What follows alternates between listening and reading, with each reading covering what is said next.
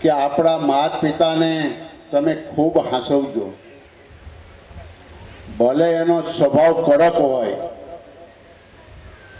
એના સ્વભાવને તમે સહન કરીને ક્યારેય એને દુઃખ થાય એવું દીકરી કે ભાઈ કે વહુવારું ક્યારેય એના વિરોધમાં ન બોલે અને દુઃખ ન થાય એવું ન બોલે.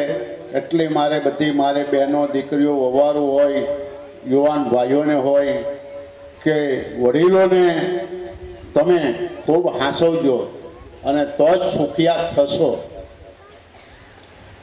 અહીંયા જ ગંગા આવી છે, અહીંયા જ 4 ધામ આવ્યા છે, અહીંયા આખા ભારત દેશના અહીંયા બધા જ અહીં તીર્થ છે.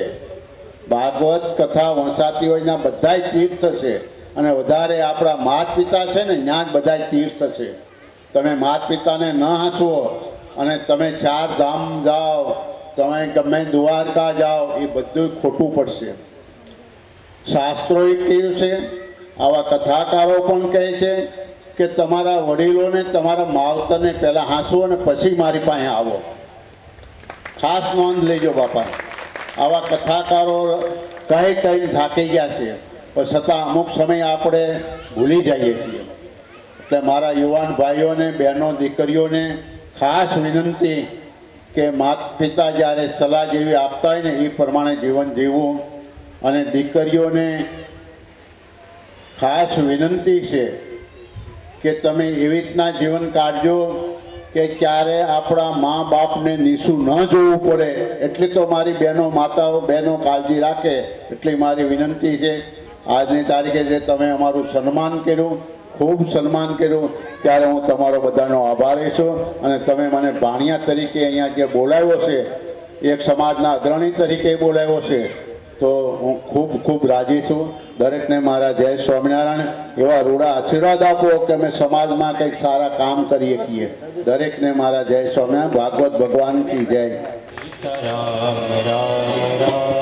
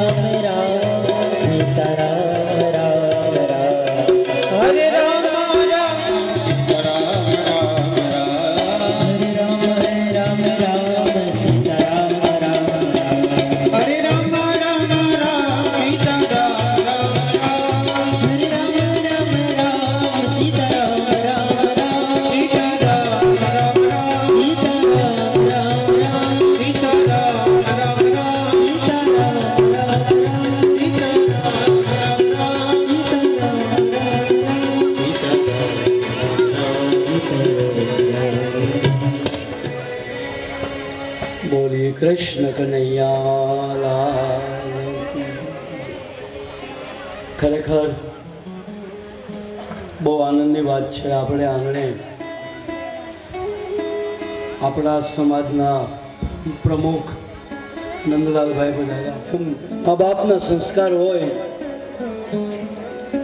તો દીકરાઓને આવે એવા જ અમારા સંત, યુવાન સંત ધર્મેશ બાપુ સુરતથી પધાર્યા છે.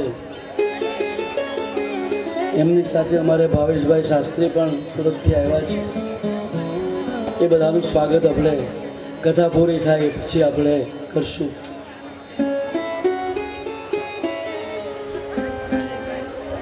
સુખદેવજી મહારાજ પરીક્ષિત રાજાને કહેવા લાગ્યા કે હે રાજન, તો એટલો બધો ચિંતા શું કામ કરશે? કારણ કે ભગવાન તો બહુ દયાળુ છે. અને ભગવાનનું ભજન કરવા માટે, ભગવાનનું કીર્તન કરવા માટે ઉંમરની પણ જરૂર નથી. હે રાજા,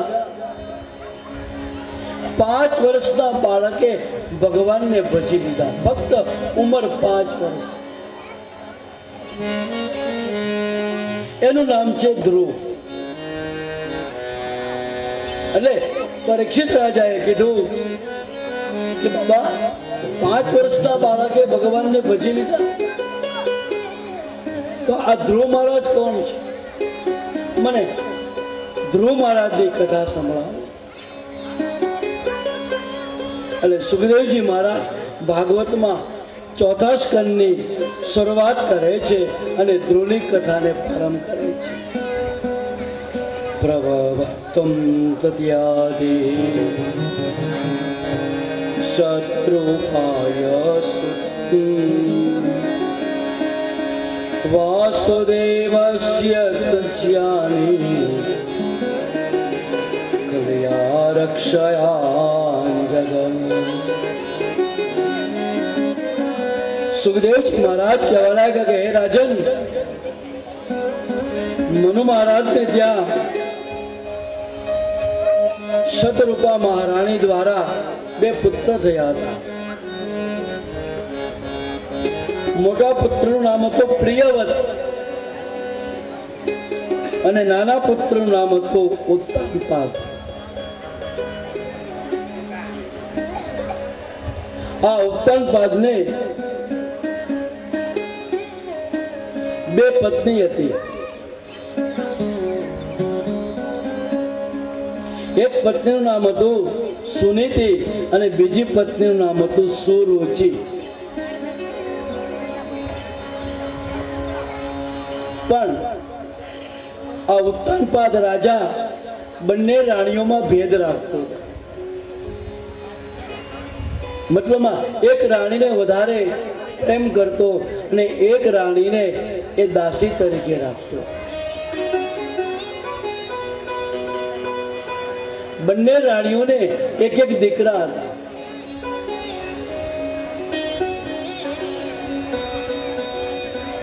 એમાં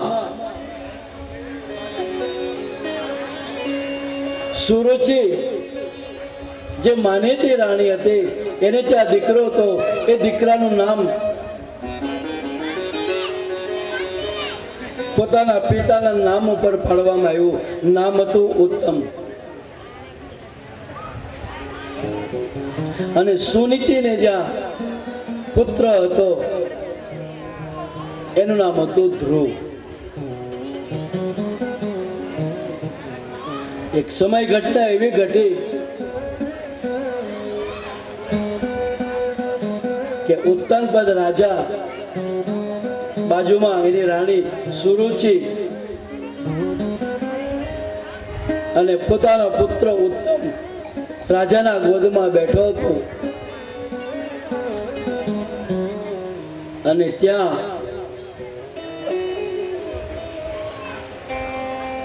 ધ્રુવ મહારાજ નીકળ્યા છે. પોતાના ભાઈને પોતાના પિતાના ગોદમાં જોયા. એ 5 વર્ષનું બાળક ધ્રુવ વિચાર કરવા લાગ્યા કે મારે પણ મારા પિતાના ગોદમાં બેસવું છે. અને નજીક આવી ધ્રુવ મહારાજ એના પિતાને હાથ લાંબો કર્યો કે પિતાશ્રી, મને પણ તમારા ગોદમાં બેસાડો, મારે પણ તમારા ગોદમાં બેસવું છે.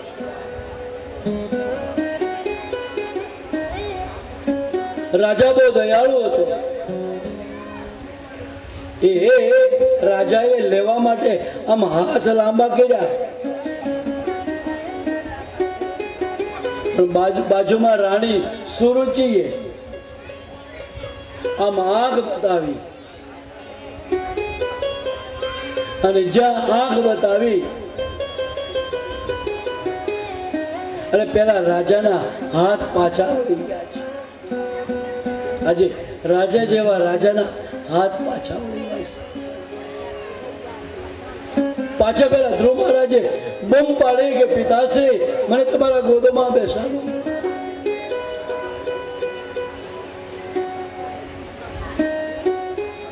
રાજા બિચારા આમ લેવા જાય પણ પેલી રાણી આંખ બતાવે અને પેલો રાજા બિચારો પેલા બાળકને ઉચકી ન શકે, લઈ ન શકે. આ પ્રમાણે 2-4 વખત થયું.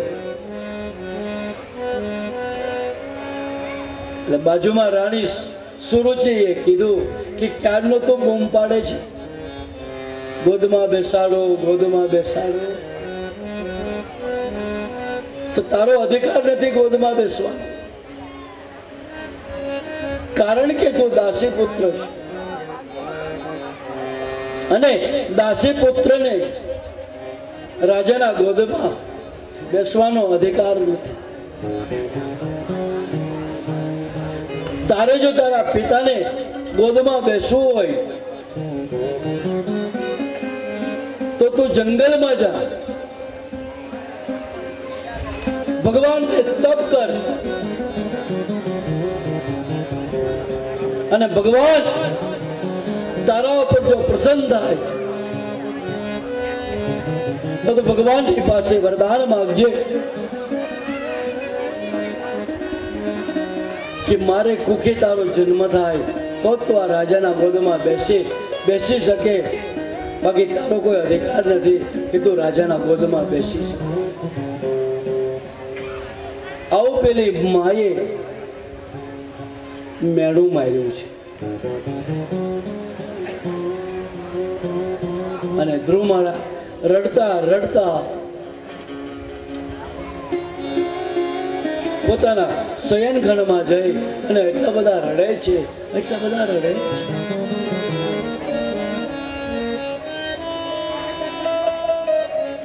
એની માં સુનીતિ આવે છે. સુનીતિએ પોતાના દીકરાને માથે હાથ ફેરવી અને કીધું, બેટા કેમ રડે છે? અને કોઈ માથું દુખે, કઈ પેટમાં દુખે, કેમ રડે છે?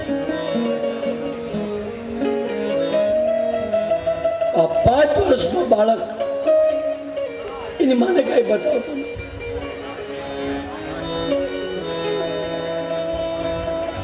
માં પૂછે, બેટા કેમ રડે છે? તારું રડવાનું કારણ બતાવ. ત્યારે હાલો, આપણે જ્ઞાતિના પ્રમુખ શ્રી નંદલાલભાઈ કે પાંડવ આપણી વસ્તીથી રજા લઈ રહ્યા છે, તો એમ કે એમની ઈચ્છા છે કે મારે મારા બેન ભાનુ મોટાબાનું સ્વાગત કરી અને ત્યાર પછી જવું છે. ભાનુ મોટાબાને વિનંતી કરીશ કે તેઓ સ્ટેજ પર પધારે. નંદલાલભાઈ એમનું સ્વાગત કરવા માગે છે અને પરમાનંદ દાદા પધારે છે, એમનું પણ એ સ્વાગત કરવા માગે છે. તો આવો ભાનુ મોટાબા, નંદલાલભાઈ તમારું સ્વાગત કરે છે જોરદાર તાળીઓથી. બરાબર, ખૂબ ખૂબ ધન્યવાદ.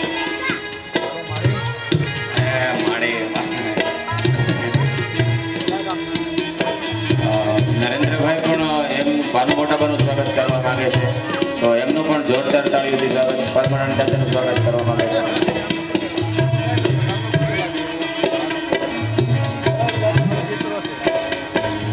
જોરદાર તાળી એકવાર પરમાનંદ દાદાનું સ્વાગત થઈ રહ્યું છે.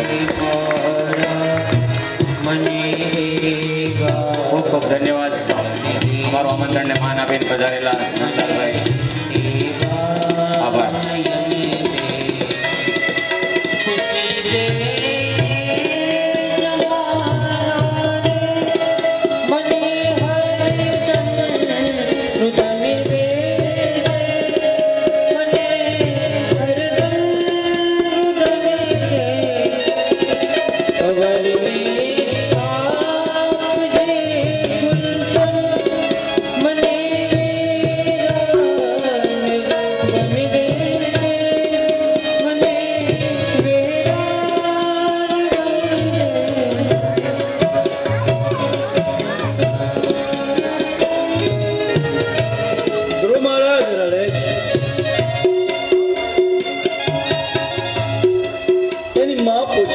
શું થયું?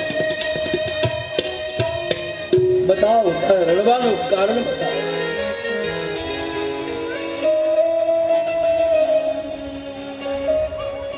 આજે ધ્રુવ મહારાજ વિચાર કરવા લાગ્યા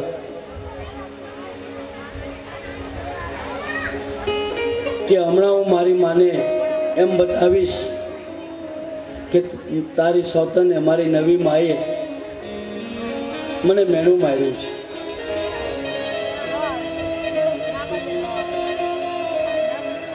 એટલે મારી માં અને એમ બંને ઝઘડો કરશે. ઝઘડો થશે એટલે ઘરમાં રહેવાની મજા નહીં આવે. 5 વર્ષના બાળકને કેવા સંસ્કાર છે, કેટલું સમજે છે 5 વર્ષનું બાળક.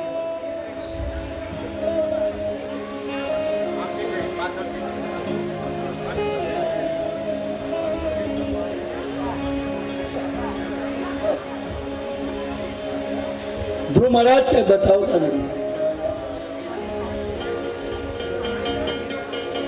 ત્યાં એની દાસી, એની નોકરાણી આવે છે.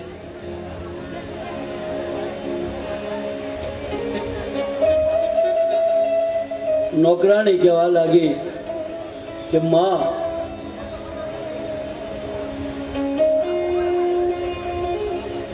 તારી સૌતને તારા દીકરાને મેણું માર્યું છે. બધી વાત કરે છે કે આ પ્રમાણે ઘટના ઘટી, તારા દીકરાને જંગલમાં જવાનું કીધું છે.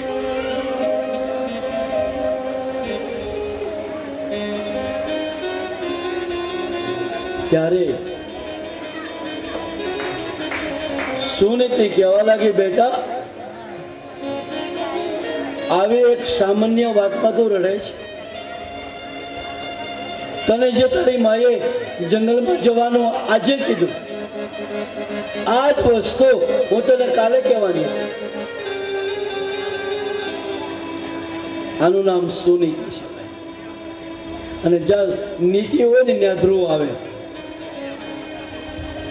આખી વાતને ફેરવી નાખી. તો ધ્રુવ મહારાજ કહેવા લાગ્યો, તો માં,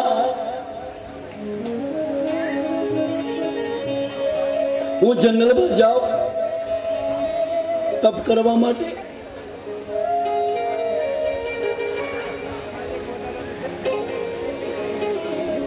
એની માં કે, બેટા તારે તપ કરવું હોય, તારે ભજન કીર્તન કરવું હોય તો હું તારે રસ્તે શું કામ આવું?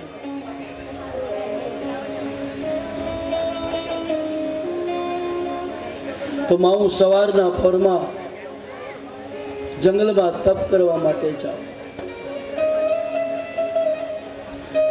આ વાત આખા ગામમાં ખબર પડી, નગરમાં.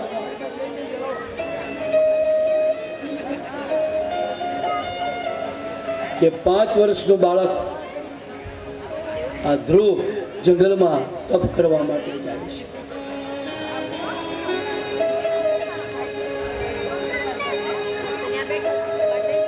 ગામની બધી બહેનો ભેગી મળી સુનીતિને સમજાવે કે બેન, તારા બાળકને રોકી લે, કારણ કે નાદાન છે.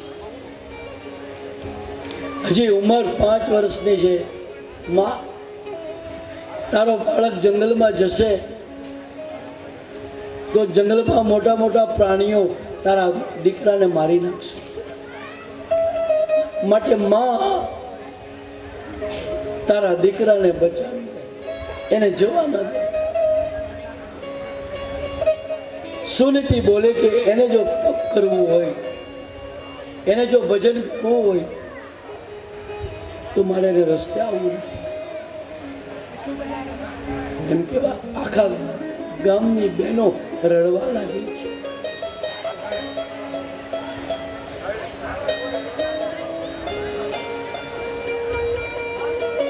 એમ કહેવાય બ્રહ્મ મુહૂર્ત, સવારનો પોર થયો છે.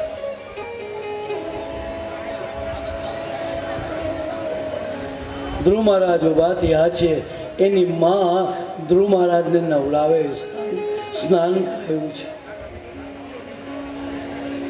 સારા વસ્ત્ર પહેરાવ્યા છે.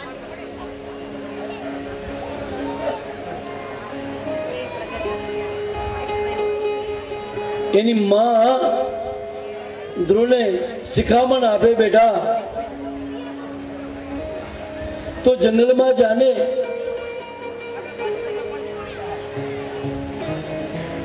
રસ્તામાં આપણને કોઈ બ્રાહ્મણ, સાધુ, સંત આ કોઈ મળે ને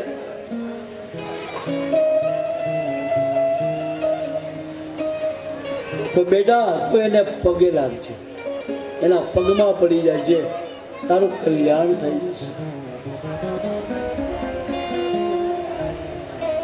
આવી શિખામણ ધ્રુવ મહારાજને આપે છે.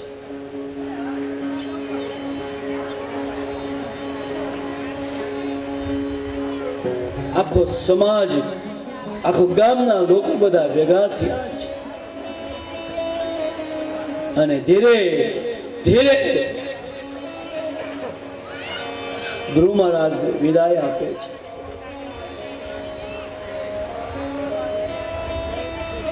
હજી પણ પેલી બહેનો રડતા રડતા એની માને કે છે, માં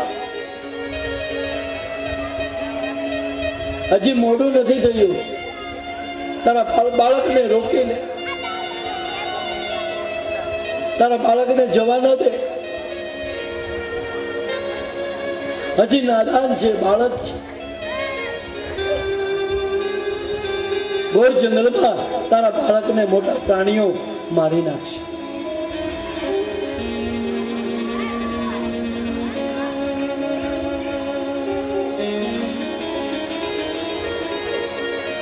ધીરે ધીરે આખો સમાજ જાપા સુધી આવે છે.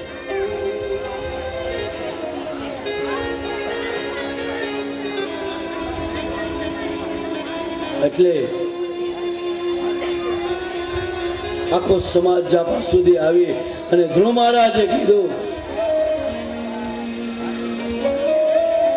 કે હવે તમે બધા અહીંયા ઉભા રહ્યો, હવે અહીંથી મારે એકલાએ યાત્રા કરવાની છે, તપ તો મારે કરવા જવાનું, તમે બધા અહીંયા ઉભા રહ્યો. ગામ લોકો જાપા સુધી ઉભા રહ્યા છે.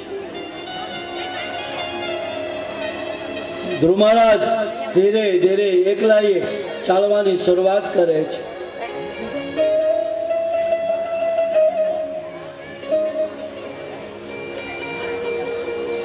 અને જેવો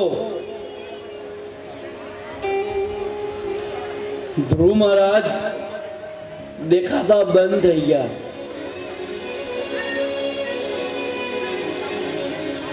અને એની માં સુનીતિ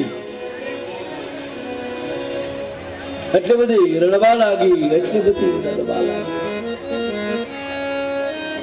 સુનીતિ માથા પછાડી રડે કે મારે ફૂલ જેવા બાળકને મેં જંગલમાં મૂકી, મેં મારા કાળજાના કટકાને જંગલમાં મૂકી દીધા.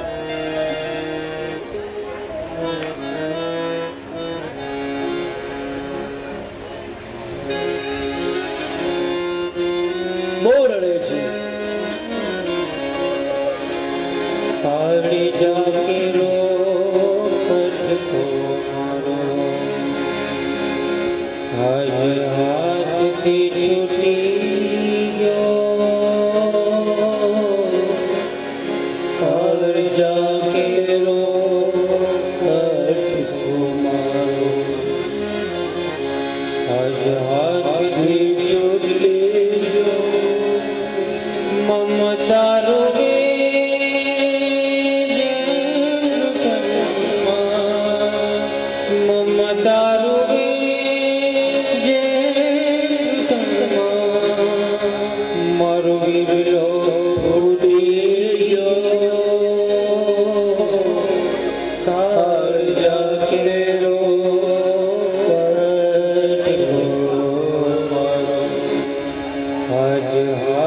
કે ચોટી ગયો.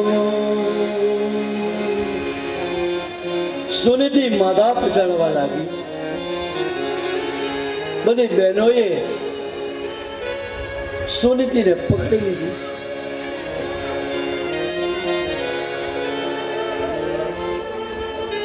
અને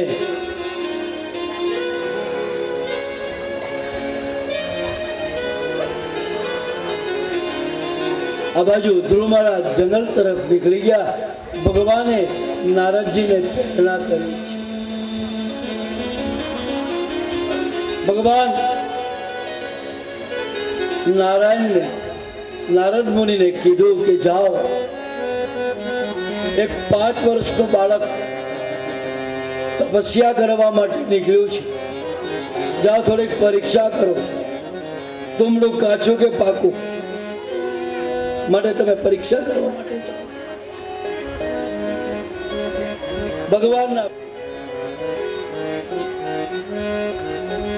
નારદ મુનિ, એમ કહેવાય નારદ મુનિ સામે આવ્યા છે. આ ધ્રુવ મહારાજે નારદજીને જોયા. આ બાળકને ખબર નથી કે આ નારદ મુનિ છે, પણ એની માના શબ્દ યાદ આવ્યા કે મારી માએ મને એવું શિખામણ આપી કે રસ્તામાં તને કોઈ સાધુ સંત બ્રાહ્મણ મળે તો મારે એને પગમાં પડી જાવ. જેવા નારદ મુનિ નજીક આવ્યા એટલે પેલો 5 વર્ષનો બાળક લાકડી પડે એમ પડી ગયા. નારદજીએ બાળકને ઉભો કર્યો અને નારદજી કહેવા લાગ્યા, બેટા જંગલમાં કેમ એકલો ફરે છે? કઈ ભૂલો પડી ગયો? જંગલમાં તું કઈ ખોવાઈ ગયો છે? તું કોણ છે?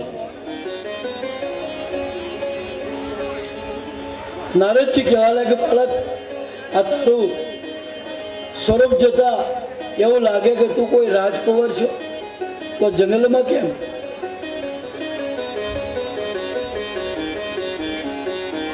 એટલે ધ્રુવ મહારાજે કીધું કે બાબા, હું ઉત્તાનપાદ રાજાનો દીકરો છું, મારું નામ ધ્રુવ છે. હું જંગલમાં તપ કરવા માટે નીકળ્યો છું. બાબા, મને ખાલી સ્થાન આપ. કયા સ્થાનમાં બેસો અને મને મંત્ર આપો કે કયો મંત્ર હું ભજું. આ 2 વસ્તુ તમે મારી પર કૃપા કરો. કારણ કે 5 વર્ષના બાળકને મંત્રની શું ખબર? ધ્રુવ કે મને ખાલી મંત્ર આપો અને સ્થાન, કે હું કયા સ્થાનમાં મંત્ર જપું.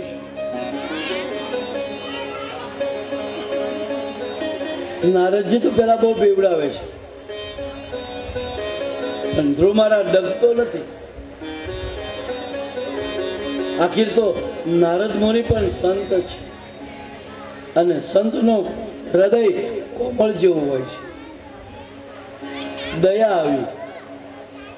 નારદજી માથે હાથ ફેરવ્યો છે અને કીધું કે બેટા અહીંથી થોડોક દૂર જા, મધુવન આવશે. એ મધુવનમાં ગંગાને કિનારે અને હું તને જે મંત્ર આપું છું, આ મંત્રનું તું રટણ કરજે. 12 અક્ષરનો મંત્ર આપ્યો. કેટલા? 12 અક્ષર. અને આ મંત્ર તમને બધાને આવડે છે. બોલજો બધા. ઓમ નમો ભગવતે વાસુદેવાય. ઓમ નમો ભગવતે. અને બેસાડી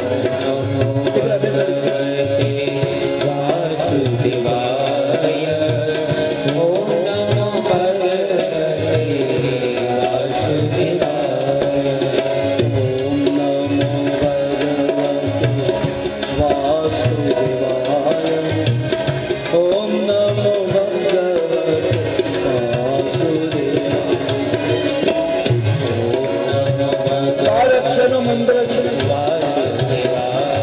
ઓમ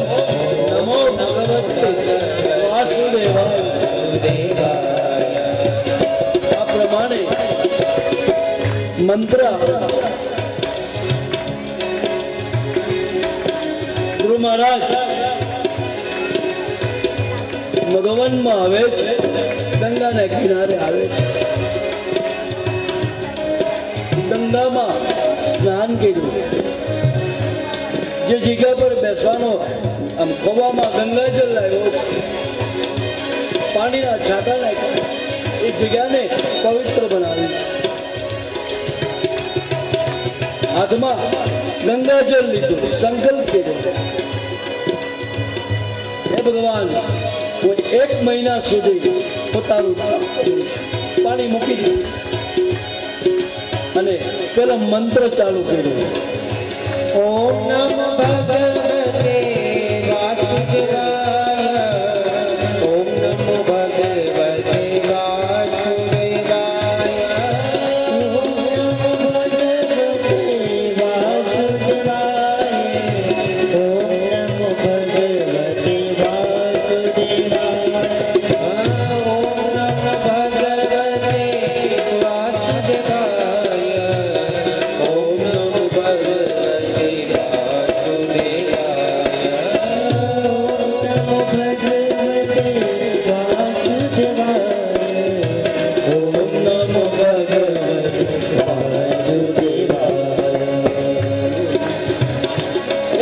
પૂરો થાય છે. ગુરુ મહારાજ જાગૃત થયા છે. આજુબાજુમાં 1-2 ફળ ખાધા છે. એક ફળ ખાધું છે, ગંગામાં પાણી પીધું છે અને પાછું પેલું ગંગાજળ લીધું. 2 મહિનાનો અનુષ્ઠાન સંકલ્પ કર્યો, સતત 2 મહિના સુધી પોતાની અનુષ્ઠાન કરો, પાણી મૂક્યું છે અને મંત્ર બોલે છે, ઓમ નમો ભગવતે વાસુદેવાય, ઓમ નમો ભગવતે વાસુદેવાય, ઓમ નમો ભગવતે વાસુદેવાય, ઓમ નમો ભગવતે વાસુદેવાય, ઓમ નમો ભગવતે વાસુદેવાય, ઓમ નમો ભગવતે વાસુદેવાય, ઓમ નમો ભગવતે વાસુદેવાય, ઓમ નમો ભગવતે વાસુદેવાય. પાછા 2 મહિના પૂરા થયા એટલે કુલ 3 મહિના થયા. કેટલા? જાગૃત થયો છે. એક ફળ ખાધું, પાણી પીધું, હાથમાં ગંગાજળ લીધું. ગુરુ મહારાજે સંકલ્પ કર્યો, હે ભગવાન, હે પરમાત્મા, જ્યાં સુધી તું મને દર્શન નહીં આપી ત્યાં સુધી હું ઊભો થવાનો નથી, અખંડ ધૂન કરીશ. પાણી મૂક્યું, મંત્ર ચાલુ કર્યો, ઓમ નમો ભગવતે વાસુદેવાય, ઓમ નમો ભગવતે વાસુદેવાય, ઓમ નમો ભગવતે વાસુદેવાય, ઓમ નમો ભગવતે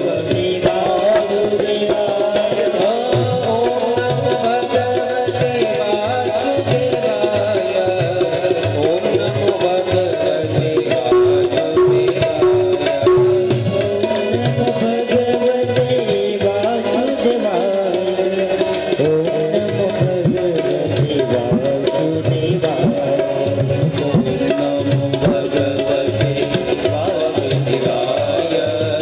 ઓમ નમો ભગવતે બીજા 3 મહિના અને ટોટલ 6 મહિના થયા. કેટલા? આ 6 મહિના થયા. આના તપમાં,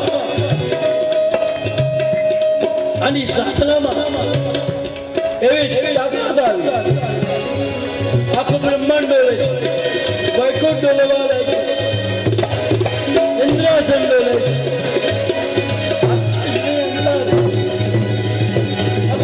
બ્રહ્માંડ ડોલવા લાગે.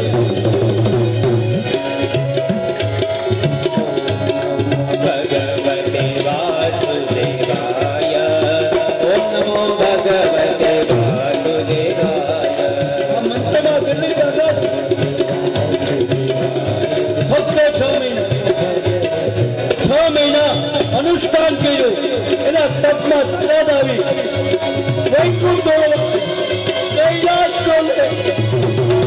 ઓમ નમો ભગવતે વાસુદેવાય. ઓમ નમો ભગવતે વાસુદેવાય. બધા દેવતાઓ ગભરાણા. શું થયું? બધા દેવતાઓ બ્રહ્માજી પાસે ગયા.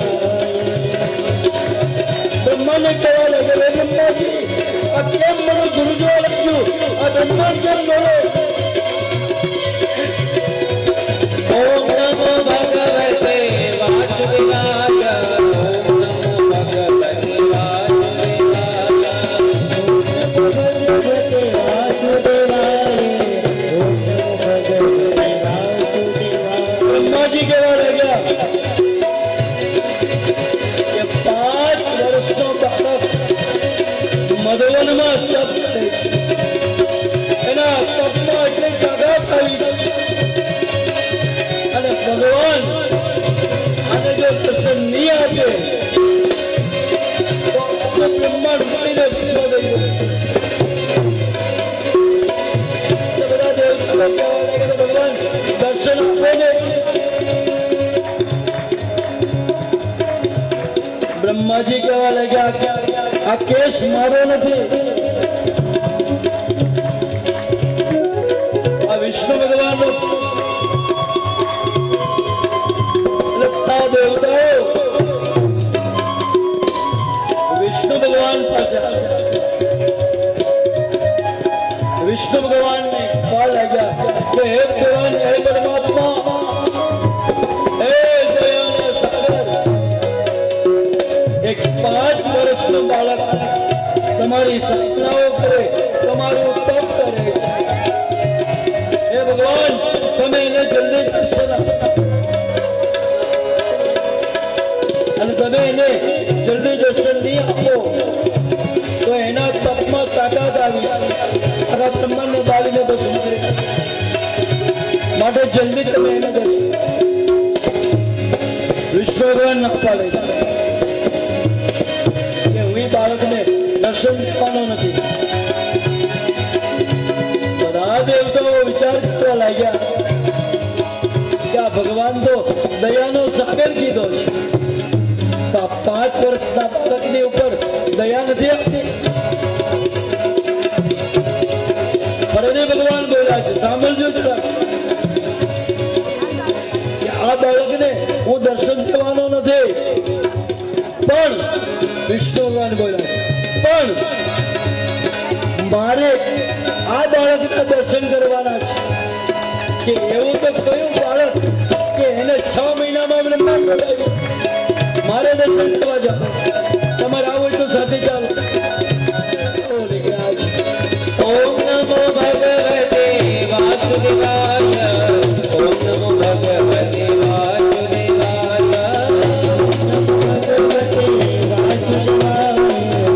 નમો ભગવતે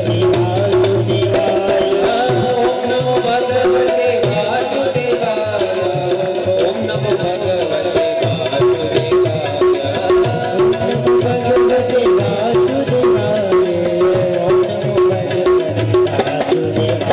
બધા દેવતાઓ મધવનમાં આવે છે.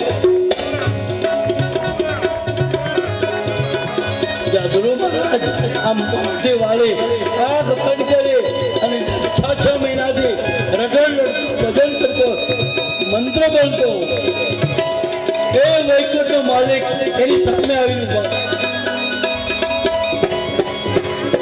આંખ બંધ છે. ભગવતે વાસુદેવાય. ઓમ નમો ભગવતે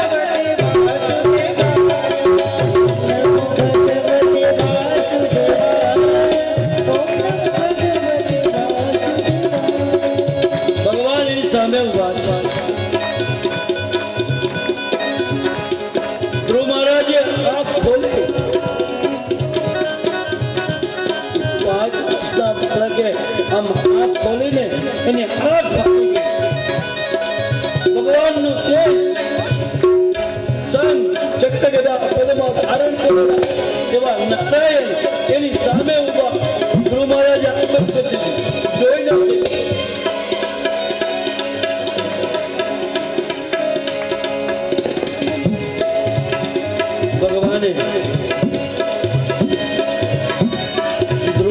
મહારાજને થોડીક શક્તિ આપી. ધ્રુવ મહારાજે આંખ ખોલી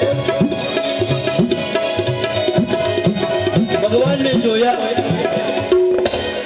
અને આમ બે હાથ જોડી અને ધ્રુવ મહારાજ ઘણી પ્રાર્થના કરવી છે, પણ કઈ મંત્ર નથી આવડતો. 5 વર્ષના બાળકને શું મંત્ર આવડે? આ મંત્ર તો નારદજી આપેલો, ઓમ નમો ભગવતે વાસુદેવાય. ભગવાને કઈ પ્રેરણા કરી. ધ્રુવના મુખમાં સરસ્વતી બેસી ગઈ અને ધ્રુવ મહારાજ પ્રાર્થના કરે. શાંતાકારમ ભુજગશયનમ પદ્મનાભં સુરેશમ વિશ્વાધારં ગગનસદૃશં મેઘવર્ણં શુભાંગં લક્ષ્મીકાન્तं કમલનયनं યોગવિદ્યાનગમ્યં વંદે વિષ્ણુ ભવભયહરણં સર્વલોકૈકનાથં. આ પ્રમાણે ભગવાનની પ્રાર્થના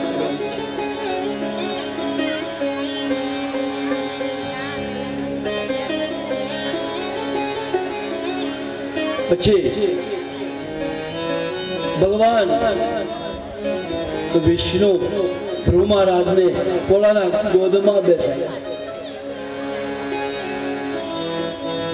અને ભગવાને આમ ધ્રુવ મહારાજને માથાની ઉપર હાથ ફેરવે છે અને કીધું, બેટા માગ, તારે શું જોવે તો માગે તે આપી દઉં. મારો વૈકુંઠ માગે ને તો હું તને વૈકુંઠ આપી દઉં. ઇન્દ્રાસન માગ તો હું તને ઇન્દ્રાસન આપી દઉં. માગ, તારે શું જોવે? ધ્રુવ મહારાજ કહેવા લાગ્યા, હે ભગવાન, હવે મારે કઈ નથી જોતું.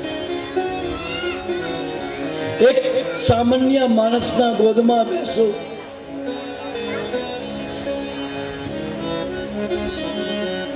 એની કરતા હું ભગવાનના ગોદમાં બેસી ગયો. હવે મારે માગવાની શું જરૂર છે? ધ્રુવ મહારાજ એવું બોલે છે કે 2 હાથ વાળો રીજે તો કદાચ તમને હાર પહેરાવશે, તમારી તાળી પાડશે, એથી વિશેષ તમને કઈ નહીં આપી શકે. પણ એની સામે 1000 હાથ વાળો રીજી જાય તો ત્યાં આપણે માગવાની જરૂર થતી નથી. આજે ધ્રુવ મહારાજ એટલે કે હે પ્રભુ, હવે મારે કઈ જોતું નથી, પણ છતાં વિષ્ણુ ભગવાને આપ્યું છે. જે ભજન આપણે ગાઈએ, ધ્રુવને આપ્યું અવિચળ પોતાનો કરી સાપ્યો. ધ્રુવને આપ્યું અવિચળ પોતાનો કરી સાપ્યો. હરિને ભજતા હજુ કોઈની લાજ જાતા નથી જાણી રે. જેની સુરતા સાંભળ્યા નિશાન વધે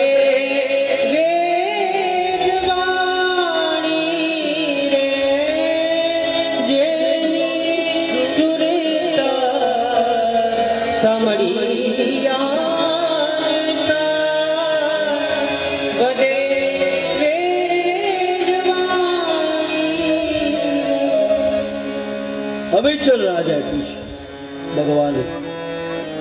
હજી પણ તમે આકાશમાં નજર કરો, અત્યારે રાતના સમયે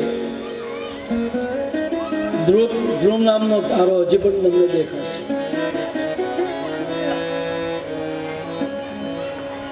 એમ કહેવાય આ ધ્રુવ મહારાજ 25,000 વર્ષ સુધી રાજ કરે છે.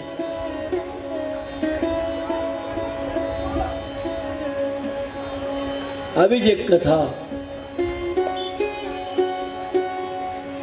ભગવાને કપિલ ભગવાન પોતાની માને ઉપદેશ આપે છે. કરદમ ઋષિને ત્યાં ભગવાન કપિલનો જન્મ થાય છે. બોલો કપિલ ભગવાન કી જય. આખી કપિલ ગીતા કહેવામાં આવે છે. પોતાની માને ઉપદેશ આપ્યો છે. એને આપણા ભાગવતમાં કપિલ ગીતા કીધી છે. પછી ભગવાનનો ઘણા બધા અવતાર છે. એમાંનો એક અવતાર છે નૃસિંહ અવતાર. એ પણ એક બાળકની કથા છે. હિરણ્યકશ્યપ અને હિરણ્યકશ્યપ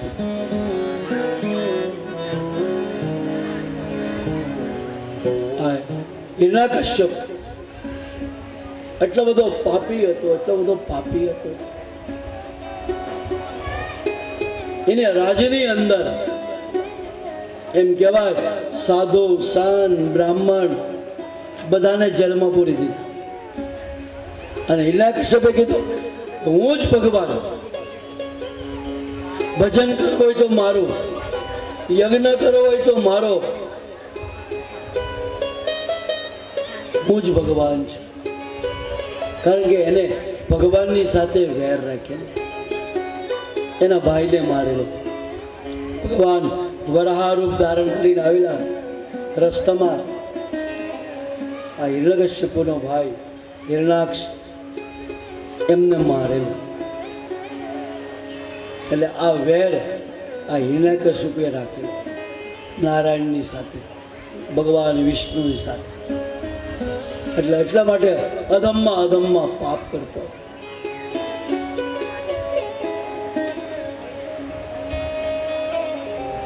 અને એમનો જ દીકરો નામ છે પ્રહલાદજી. આ પ્રહલાદ પરમ ભગવાનનો ભક્ત. એમ કહેવાય કાદવમાં કમલ ખીલ્યું. એમ આખો કુલ રાક્ષસ, પણ એમાં એક ભગવાનનો ભક્ત થયો. એનું નામ હતું પ્રહલાદ. બસ ખાલી એક જ ભક્ત હોય ને તો આખા કુલને તારી દે.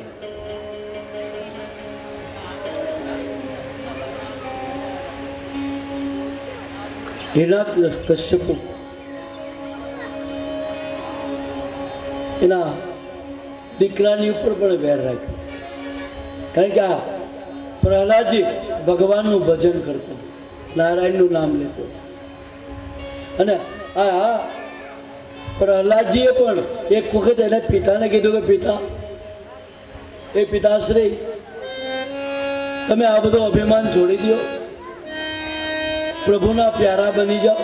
આ તમે જે કાર્ય કરી રહ્યા છો એ બધું અસત્ય છે. સત્ય તો મારો ભગવાન છે, મારો ઈષ્ટદેવ વિષ્ણુ ભગવાન છે. એટલે આ વાત એને ખટકી. અને આ હિરણ્યકશ્યપ એટલો બધો ક્રોધિત થયો છે. સૈનિકોને કીધું જાઓ, આવો દીકરો મારે જોતો નથી, અને તમે મારી નાખો, ડુંગર પરથી ફેંકી દો. પેલા સૈનિકો એમ કહેવાય પ્રહલાદનો હાથ પકડી અને ડુંગર પર લઈ જાય. આ બિચારાને પ્રહલાદને ખબર નથી કે આ લોકો શું કરે છે. બસ એના મુખમાં એક જ નામ હતું, શ્રીમદ નારાયણ નારાયણ નારાયણ. શ્રીમન્ નારાયણ નારાયણ નારાયણ નારાયણ નારાયણ નારાયણ.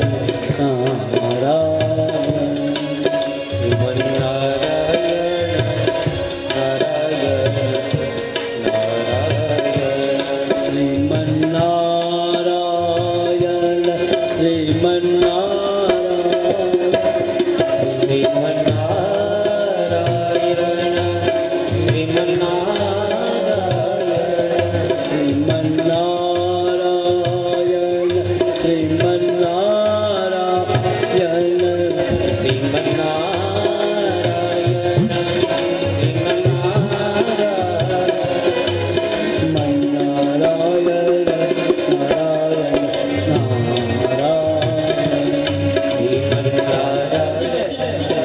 ડુંગર પર લઈ જાય.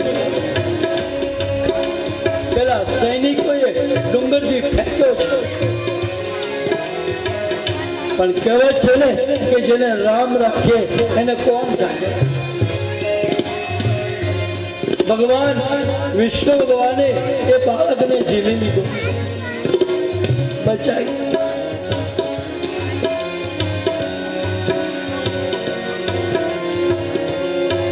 આ વાત ખબર પડી કે પ્રહલાદને કોઈ બચાવ્યો એટલે હિરણ્યકશિપુ વધારે ક્રોધિત થયો છે. અને હિરણ્યકશિપે એના માણસોને કીધું કે આ સંસારમાં, આ દુનિયામાં જેટલા સર્પો, ઝેરીલા સર્પો છે, એ બધા સર્પોને ભેગા કરો. જેમ કે કોબરા, આવા ઝેરીલા સર્પોને ભેગા કર્યા, એક રૂમમાં પૂર્યા, અને પ્રહલાદજીને પણ રૂમમાં પૂરી દીધો, બહારથી તાળું મારી દીધું. અરે બધા સર્પો, એમાં પેલો પ્રહલાદ. બસ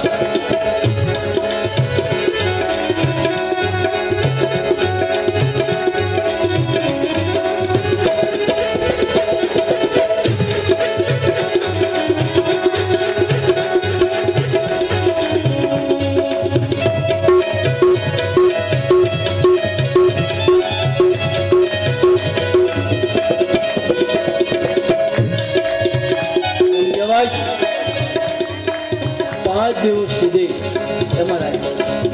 પણ 5 દિવસ ઘટના એવી ઘટી કે ભગવાન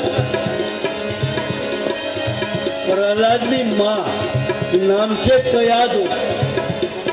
એ કયાદુનો રોગ હાથમાં ભોજનનો થાળ લીધો અને ભગવાન માનો રૂપ ધારણ કરી અને જન્મમાં ગયા. ને જેમ માં પોતાના દીકરાને ખવડાવે એમ જગતનો નાથ ગોળીઓ લઈ પ્રહલાદજીને ખવડાવે. 5 દિવસ સુધી ભગવાને એનું રક્ષણ. 5 દિવસ પૂરા થયા એટલે હિરણ્યકશ્યપે એના માણસોને કીધું કે જાઓ દરવાજો ખોલો, મરી ગયો કે નહીં. અને જા દરવાજો ખોલે તો પ્રહલાદજી ધૂલ બોલે અને પેલા સર્પો બોલે.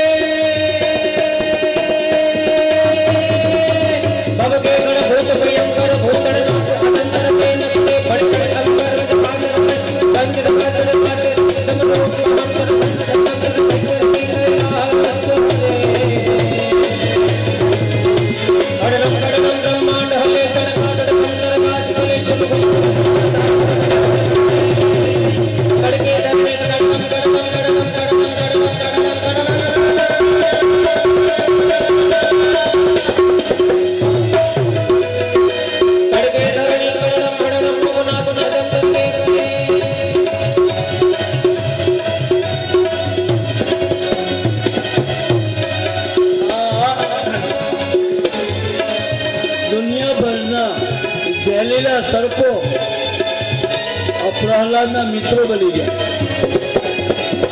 બોલે છે પ્રહલાદ બોલે અને સર્પો ડૂબે.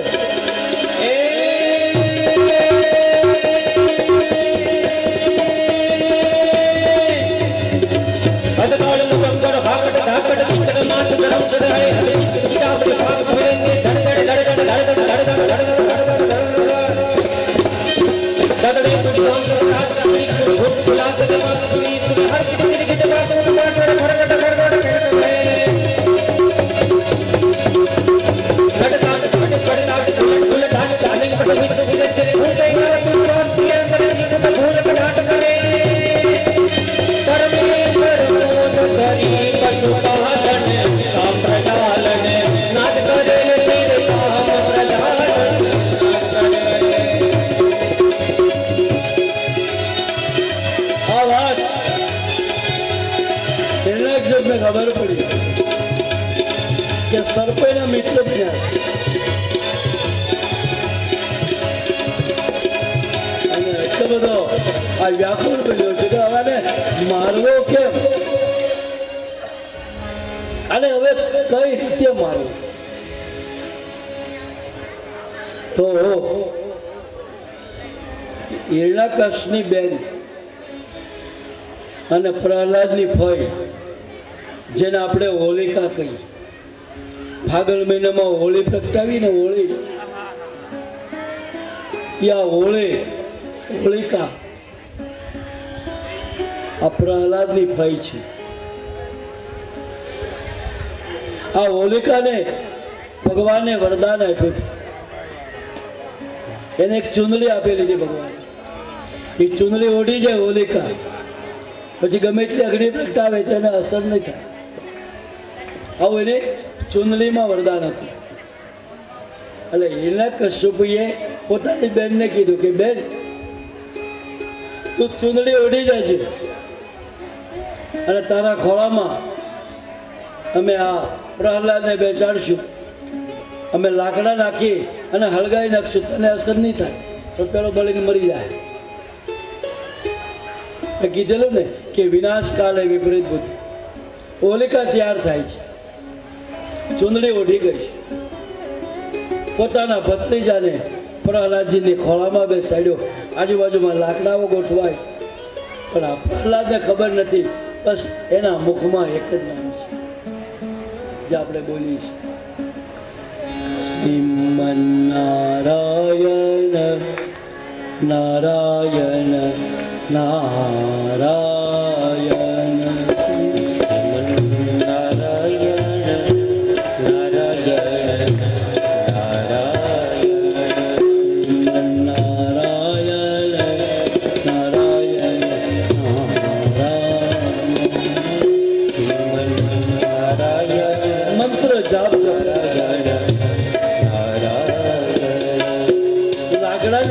સળગાવવામાં આવ્યા છે. ભગવાને એવી માયા કરી, ભગવાને એવી લીલા કરી, પવનનો વિંડો આવે છે. જે પેલી હોલિકાએ ચુંદડી ઉઠી હતી એ ચુંદડી ઉડી અને પેલા પ્રહલાદને વિટાઈ ગઈ અને હોલિકા બળીને ભસ્મ થઈ છે.